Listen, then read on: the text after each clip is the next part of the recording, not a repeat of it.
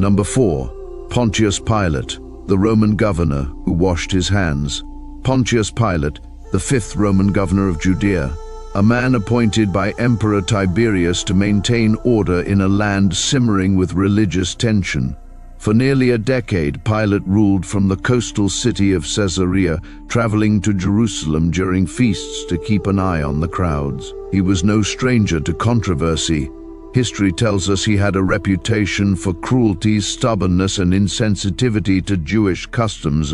Philo of Alexandria wrote that Pilate was known for corruption, violence, thefts, assaults, abusive behavior, frequent executions without trial, and endless savage ferocity. And yet, on the day Jesus stood before him, Pilate faced the most important decision of his life.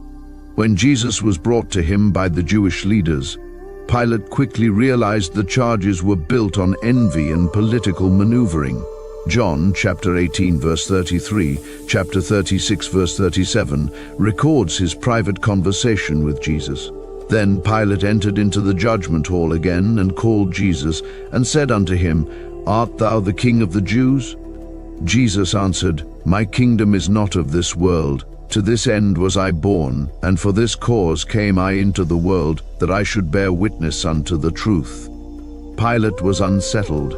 3 times in the Gospels he declared Jesus innocent. Luke chapter 23 verse 22, "And he said unto them the 3rd time, Why, what evil hath he done? I have found no cause of death in him. I will therefore chastise him and let him go." But the crowd would not relent. The chief priests stirred them up to shout all the louder, "Crucify him! Crucify him!" When Pilate heard the accusation that Jesus claimed to be the Son of God, John 19:8 says, he was the more afraid. Pilate was caught between 2 fears, the fear of condemning an innocent man and the fear of political ruin if a riot broke out. The Jewish leaders cornered him with a final threat in John chapter 19 verse 12, "If thou let this man go, thou art not Caesar's friend. Whosoever maketh himself a king speaketh against Caesar." To defy Caesar's interests could mean exile or death. And so Pilate compromised. Matthew chapter 27 verse 24, "When Pilate saw that he could prevail nothing, but that rather a tumult was made, he took water and washed his hands before the multitude, saying, I am innocent of the blood of this just person, see ye to it."